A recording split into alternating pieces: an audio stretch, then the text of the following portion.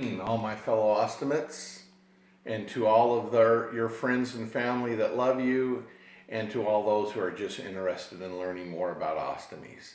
This is Ostomate Mark coming to you from Southern Utah today. As we mentioned in our first video, my wife and I will be filming a series of these over the next few weeks as we document my experience in my life of having an ostomy for 44 years. Today's video will center on how it all began for me, how it all started. My life began in Southern California, where I grew up with a mother, a father, and 4 older sisters. We went on family vacations, we went to the beach, we went to Disneyland, but the best part was going to Dodger games at Dodger Stadium with my dad. I loved baseball growing up. My hope was to one day play second base for the Los Angeles Dodgers. I started playing baseball when I was 5, playing t-ball, and then into the Little League and into club teams. And I loved baseball. Like I said, I wanted to be the next Davy Lopes and play second base for the Los Angeles Dodgers. But things started to change for me when I was 12 years old. I noticed that I started to get a lot of stomach aches, and I started to get a lot of cramps, and even when I'd go to the bathroom, I would bleed a lot into the toilet. But being a young boy, too embarrassed to say anything, I never said a word to my parents. Then life changed immensely the following year when I turned 13, and my mother passed away. She died. She'd had a heart disease for a number of years, and it finally took her life in November of 1972. And after that, things really came unglued for me. Shortly after she died, the pain got worse in my stomach, the cramping got worse, and the bleeding got worse. The thing that it affected the most, though, was my baseball playing days. See, I was the leadoff hitter on our team. But as I got sicker and sicker, I went from being the leadoff down to finally, ultimately being benched because I just wasn't fast enough anymore. I was getting slower and slower as I got sicker and sicker. In fact, it was my baseball coach that suggested to my dad that maybe something was wrong, that Mark just wasn't as good as he used to be. Well, shortly after that conversation, my father took me to our family doctor, who thought maybe it was just some stomach issues, so he put me on some medication. And we followed that route for about a year. But I just got sicker and sicker and sicker.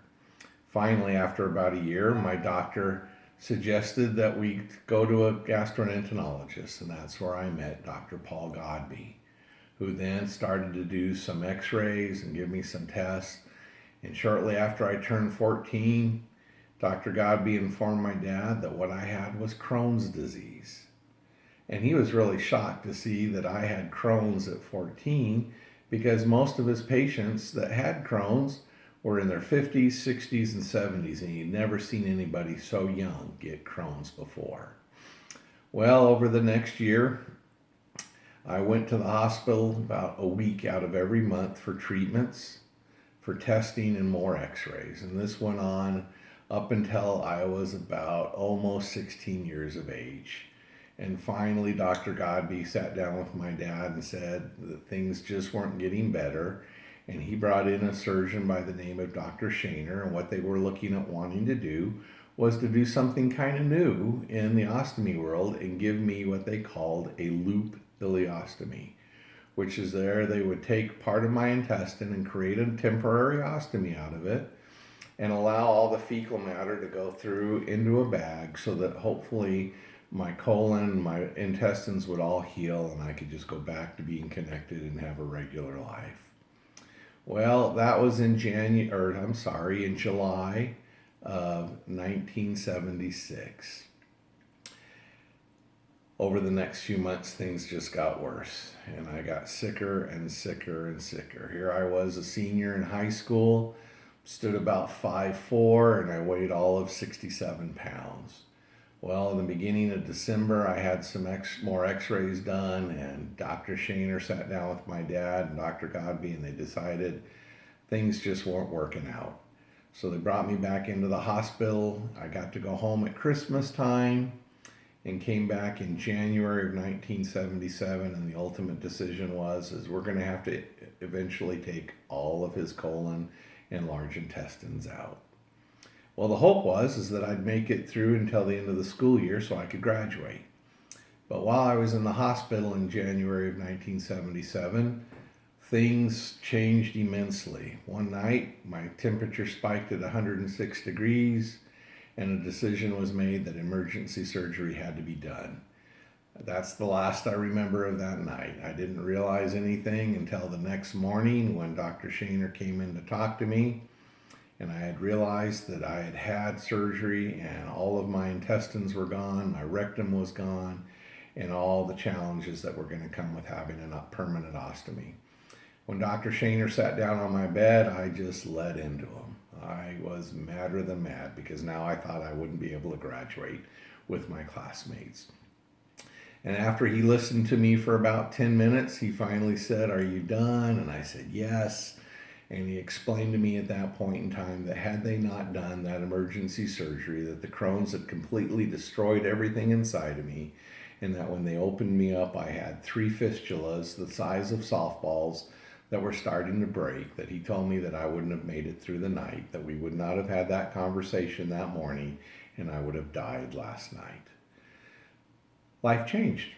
I realized then that I was grateful that I had the surgery done, that I was able to wake up in the morning.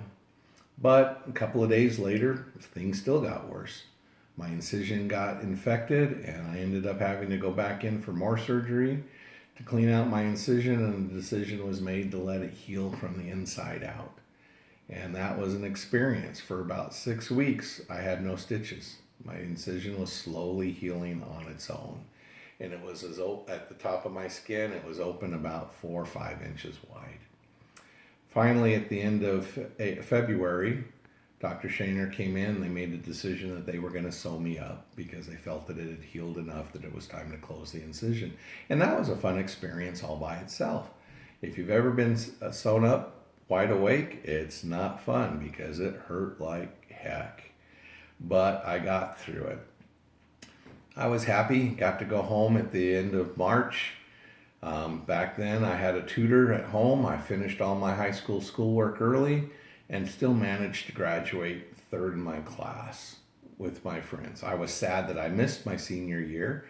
I got to listen to all my friends come over and tell me about the dates they had been on and going to senior prom and the senior dance and sporting events, and I didn't get to go to anything because I had been sick. But I was grateful to be alive. I was grateful to no longer have the cramping or the stomach problems, to have blood coming out when I go to the bathroom, or even having accidents, because I would have them at school. I'd be sitting in class and would have an accident, and I'd have to go home and clean myself up and change my clothes. So is an ostomy a good thing? Yes, it can be, because for me, it saved my life. And now after 44 years, I'm grateful that I have it. I firmly believe, my wife gave me a statement to read last time on our first video that basically goes, ostomies are not the end of your life. It's the beginning of a new life, and it truly is, because my ostomy has kept me alive. Again, as I mentioned before, I would be more than happy to ever answer any questions you might have about your ostomy or a friend of yours that has an ostomy. I've had mine for 44 years, so just email me at this address, and I'll be more than happy to reach out to you and give you my feelings and my opinions. Again, this is Ostomate Mark coming to you. I'm looking forward to this journey and working with all of you. And just remember, ostomies are not the end of their life. It's the beginning of a new one. Good day and have a great day. Bye-bye.